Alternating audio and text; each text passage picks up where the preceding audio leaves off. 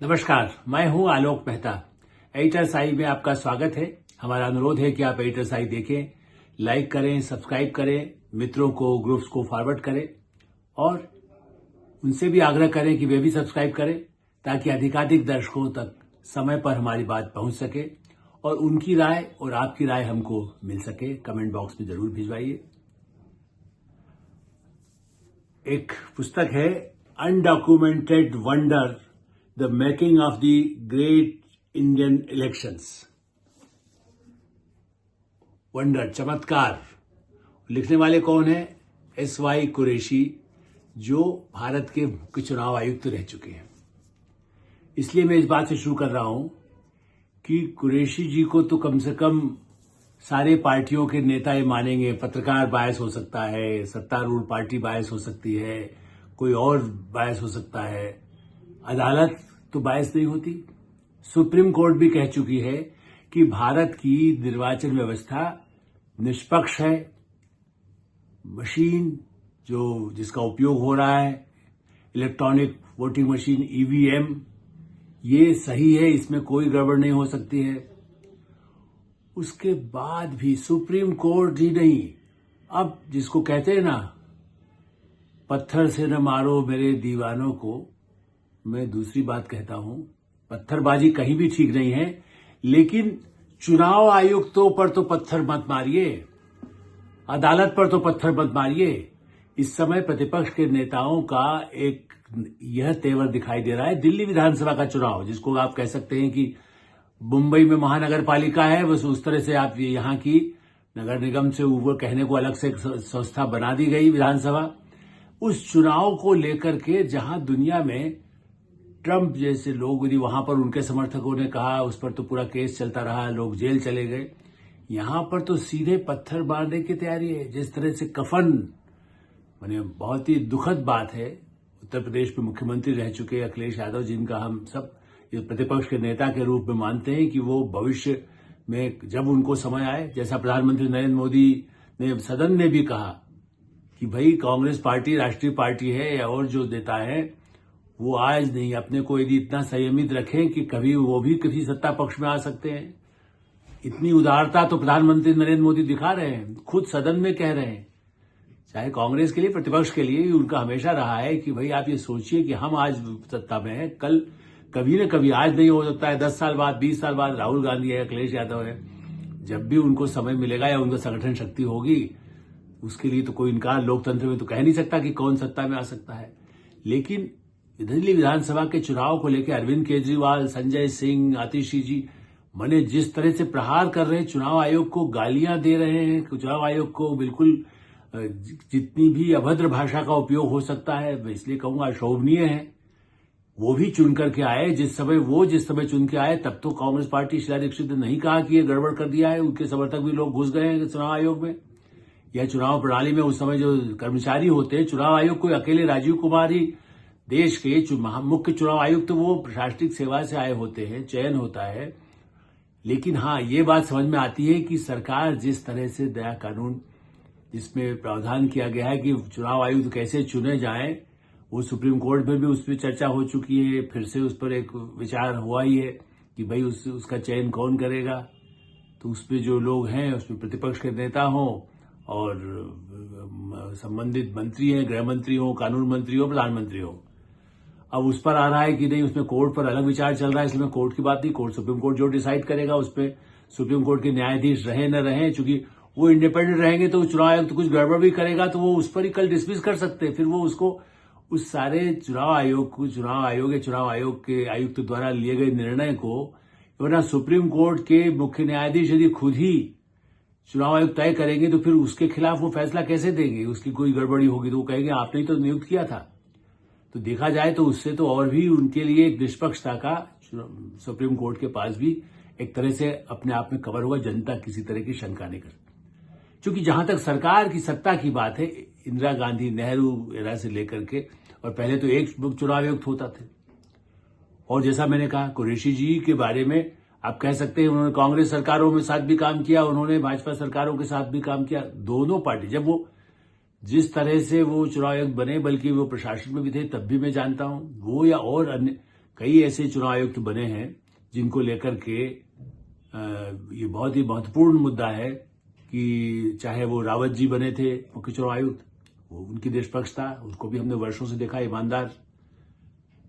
MS Gill बने, कहने को तो वो कांग्रेस में रहे, मंत्री भी बने, लेकिन चुनाव आयुक्त मतलब उनको भी माना गया कि भाई चुनाव आयुक्त थे, उनके ऊपर फैसला तो कोई गलत नहीं किया गया।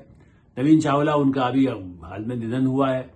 अब वो कांग्रेस परिवार, गांधी परिवार के बड़े ही क्लोज माने जाते थे, लेकिन तब बीजेपी ने और पार्टियों ने नवीन चावला पर उस मुद्दे पर प्रश्न नहीं उठाया कि उन्होंने चुनाव में जो मतदान हुआ है उसमें इतनी बड़ी पैमाने पर गड़बड़ी है और वो बिल्कुल ही सब गड़बड़ हो रहा है।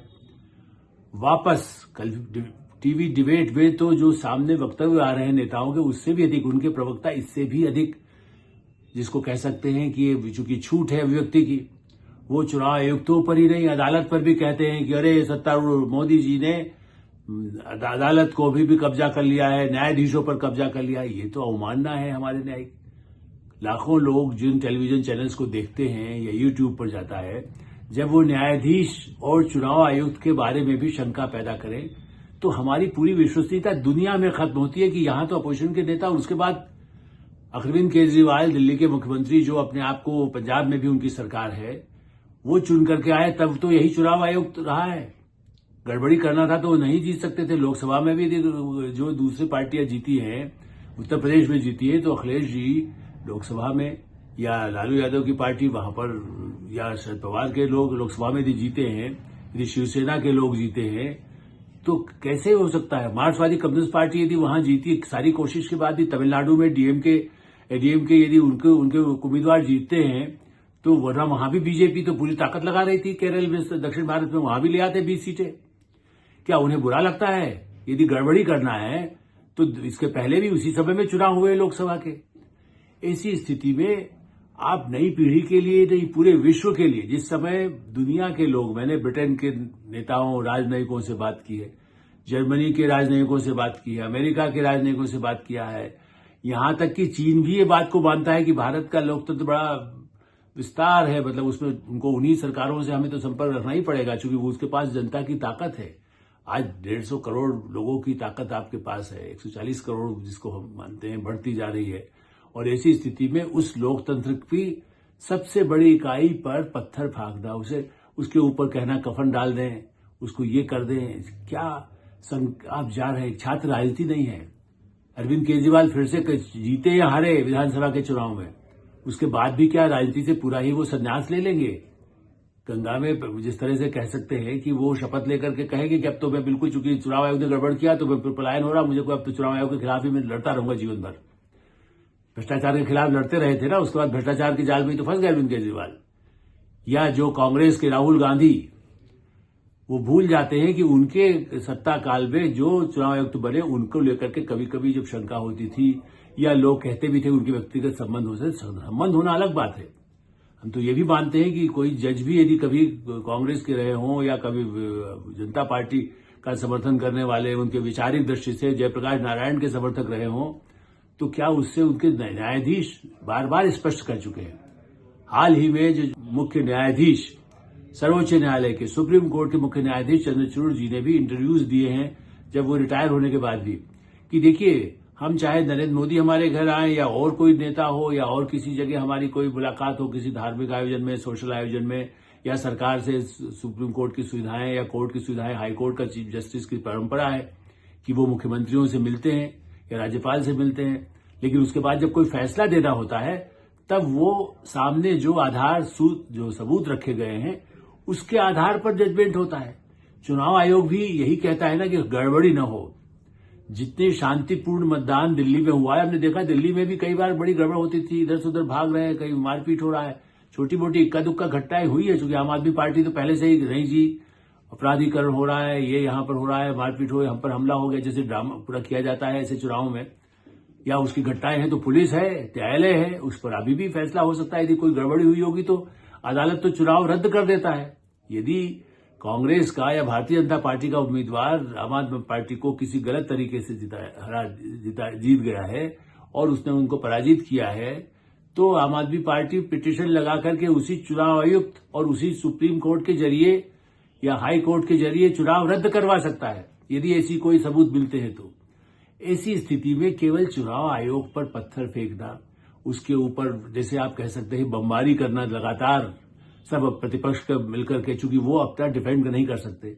संसद के अंदर जहां डिफेंड करने के लिए जो न्यायाधीश नहीं जा सकते, जो चुनाव आयोग नहीं जा सकते हैं, उनके खिलाफ जो बोल सकते, चूंकि वहां पूरी छूट है कि वो उस पर कोई कानून लागू नहीं होता है, वो उनको स्वतंत्रता है कि संसद में बोल रहे हैं, वहां कोई मानहानि का मामला नहीं वो दर्ज कर सकता है वहां पर बोले जाने पर। इसीलिए आप आरोप लगा देते हैं। जो सदन में कहने को तो कई बार सभापति या जो उपराष्ट्रपति हैं, राज्यसभा के सभापति या लोकसभा के अध्यक्ष, जब भी रहे, आज नहीं पहले भी ये कहा जाता है कि जो सदन में उपस्थित नहीं है या संवैधानिक संस्था है, राष्ट्रपति उपराष्ट्रपति है, उनके बारे में कोई टिप्पणी नहीं की जाएगी, और यदि ऐसी होती है तो उसे कार्यवाही से निकाल दिया जाता है। लेकिन यहां मैं फिर से ध्यान दिलाऊंगा, जब आप आरोप लगाते हैं, संसद की कार्यवाही लगातार पूरा दुनिया देखता है, भारत ही नहीं, देश के कोने कोने से, दूर दराज के गांव से लेकर अमेरिका और ब्रिटेन में बैठे हुए लोग भी भारत की संसद को टेलीविजन पर देख सकते हैं, ऐसे चैनल डिजिटल के माध्यम से, यूट्यूब के माध्यम से। वहां भारतीय, प्रवासी भारतीय हैं हमारे करोड़ों लोग, लाखों इस तरह के जो है, जो भारत के प्रति उनका प्रेम होता है, भारत के प्रति गौरव महसूस होता है। वो जब आपने कार्रवाई से निकाल दिया, मतलब जो रजिस्टर में किताबों में जो रखा रहेगा उससे निकल गया, लेकिन वो तो टेप उसने उस समय रिकॉर्डिंग कर लिया जो भी संसद की कार्रवाई है, और कहेगा देखिए वहां तो चुनाव आयोग तो ऐसा करते हैं, वहां तो न्यायाधीश गड़बड़ करते हैं, वहां तो प्रधानमंत्री गड़बड़ करते हैं, वहां का प्रतिपक्ष का आदमी ये ड्रामा करता है, प्रतिपक्ष के लोग गैर जिम्मेदार होते हैं, उन पर भी बड़ी गंभीर आरोप कोई सत्तारूढ़ पार्टी लगा दे, वो भी आपत्तिजनक है। उसको कार्यवाही से निकाल दिया गया, लेकिन कार्यवाही से निकाल दिया, लेकिन उसके सारे जो कुछ दिखाया गया है टेलीविजन पर, उसे रिकॉर्ड करके जहां दुनिया में चीन ने भी रखा हुआ है, तो वो तो कहेगा ना, दुनिया में प्रचारित करेगा जब भारत के खिलाफ प्रचार कर रहा है। तो जो कई विदेशी शक्तियां हैं जो भारत के लोकतंत्र को बदनाम करना चाहती है, पाकिस्तान पड़ोस में है, उसकी ऐसी शक्तियां हैं, आतंकवादी है, वो उसका उपयोग कर सकते हैं। तो कम से कम जैसे कहते हैं ना, मंदिर हो, मस्जिद हो, गुरुद्वारा हो, चर्च हो, आप कम से कम उसके प्रति सम्मान तो रखें, उनके प्रति एक वहां जो एक धार्मिक जिनकी आस्था है, उनके साथ आप उनका अपमान न करें। जो मान्यता जहां पर है, किसी की धार्मिक भावना हो या संविधान के प्रति जो श्रद्धा है, जिसको आप सिर पे लगाते हैं कि साहब ये जो है, मैं संविधान को अपने लगा रहा हूं, और संविधान को दिखाने वाले राहुल गांधी उसी संविधान द्वारा प्रदत्त, उसी संविधान के आधार पर, उसी कानून के आधार पर नियुक्त हुए चुनाव आयुक्तों पर जिस तरह से हमला कर रहे हैं। इतनी बड़ी पार्टी है, उनके वेणुगोपाल है, जयराम रमेश है, कई, ये तो फिर भी चिदम्बरम है, क्या उनके समय में जो चुनाव आयुक्त तो नहीं अपॉइंट हुए हैं, और वो उनका क्या संपर्क संबंध थे नहीं जानते हैं, तो क्या वो हेराफेरी करते थे? मैं तो इंदिरा गांधी के समय देखता हूं, 77 के चुनाव में भी इंदिरा गांधी, संजय गांधी सब हार गए, उस समय ही इंदिरा गांधी ने क्या ये कहा कि नहीं हेरा वहां लूट लिए गए थे या ऐसी घटनाएं हुई? चलिए, उन्होंने उस समय नहीं कहा। 80 में जनता पार्टी यदि हार गई तो क्या उन्होंने मान लिया था कि नहीं साहब, वो तो इंदिरा गांधी नहीं जीती है, हम जितने पिछले इलेक्शंस जहां हमने, जब से मैंने भी देखे 50 वर्षों में, उनमें कई बार, लेकिन हाँ, उसके पहले जो पर्ची वाला, जिसकी आज भी कांग्रेस पार्टी और खास करके लालू यादव जो लूट पे एक्सपर्ट हैं, उनके समर्थक, मैंने चूंकि बिहार में देखा है कि पूरा बूथ उठा करके भाग जाना, पश्चिम उत्तर प्रदेश में पूरा बूथ, दलितों को वोट नहीं डालने देना है, गांव के गांव खाली करा दिए जाते थे, लूट, बंदूक की बाकायदा गिनती होती थी, कितनी गोलियां चली, कितने लोग बम फेंक दिया गया।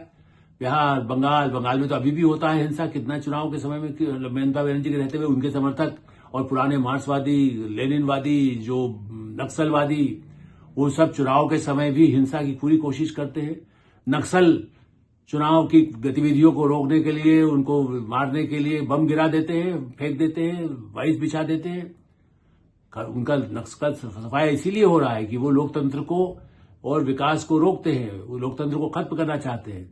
तो क्या राहुल गांधी, लालू यादव जैसे लोग देश में लोकतंत्र को खत्म करने वाले नक्सलियों की तरह से जवानी ही बम फेंकना है, जवानी ही पत्थर फेंकना है, लोगों में भ्रम पैदा करना है, दुष्प्रचार करेंगे, उसके बल पर भारत के लोकतंत्र को, उसकी जड़ों को, उसके चेहरे को, उसकी इमेज को, चुनाव आयुक्त तो कोई व्यक्ति नहीं हो, राजीव कुमार रिटायर हो रहे, फिर दूसरा बनेगा, लेकिन आप चाहते हैं कि ऐसा बने जो हमारे अनुकूल हो। जैसा चंद्रचूड़ जी ने कहा, या पहले के भी कई मुख्य न्यायाधीश कह चुके हैं, जो बाकायदा उनका हमेशा ये कहना रहा है कि भाई ये आप, जब आपके अनुकूल फैसला आता है तो आप कहते हैं कि न्याय मिला, प्रतिकूल फैसला आता है, अपने आपकी इच्छा के विपरीत आता है, आपने जो अपील की उसे नहीं माना तो नहीं, अदालत तो कुछ गड़बड़ है। हो सकता है निचली अदालतों में जो गड़बड़ है उसको तो मुख्य न्यायाधीश खुद मानते हैं। न्यायपालिका स्वतंत्र हो, निष्पक्ष हो, न्याय अधिकाधिक लोगों को मिले, ये सबकी इच्छा है। चुनाव आयोग भी यही चाहता है कि उसकी छवि अच्छी हो, एक एक जगह वोट का मतदान अधिक हो। कितना अभियान चलाया गया, कितने समर्पित भाव से, जम्मू कश्मीर से लेकर के कन्याकुमारी तक और पूर्वोत्तर में अरुणाचल, मणिपुर, मिजोरम, नागालैंड, चुनाव जिस तरह से निष्पक्ष भाव से होता है, उसमें आप दिल्ली के चुनाव में राजधानी जहां सैटेलाइट नहीं, डिजिटल नहीं, हर तरह की सुविधाएं हैं, रिकॉर्डिंग है, उस रिकॉर्ड को उन जनता का भी अपमान कर रहे हैं जिन्होंने वोट दिया, कहे कि हेराफेरी हो रही है। मिल्कीपुर तक छोटा सा इलाका है, यदि वहां पर कोई घटना हुई है तो उसके खिलाफ याचिका तो बाद में जारी हो जाएगी। लेकिन उत्तर प्रदेश विधानसभा उपचुनाव में सफलता मिले न मिले, पहले भी कई बार खुद गोरखपुर में कहा तो योगी आदित्यनाथ जीत के आए थे, तो पहले चुनाव के समय ही मुख्यमंत्री बनने के बाद उनके इलाकों में, गोरखपुर के कुछ इलाकों में जहां उनका खुद का मठ है, वहां पर पार्टी हार गई थी। तो क्या कहते हैं, वो कि गड़बड़ हो रहा था। मुख्यमंत्री चाहते थे कि मेरे इलाके में जहां मैं हूं मठ, उस इलाके में वोट कम मिले। तो ये जो इस तरह के आर्गुमेंट है, मेरा ऐसा मानना है कि समाज के लिए, भारत की प्रतिष्ठा के लिए, लोकतंत्र के लिए इस तरह के अभियान, पत्थरबाजी बंद होना चाहिए। एडिटर साहब में विराम देते हैं। आप एडिटर साहब देखते रहें, लाइक करें, सब्सक्राइब करें, मित्रों को, ग्रुप्स को फॉरवर्ड कर उनसे भी सब्सक्राइब करने का आग्रह करें और आपकी जो राय है उससे भी हमें अवश्य अवगत कराएं। धन्यवाद, नमस्कार।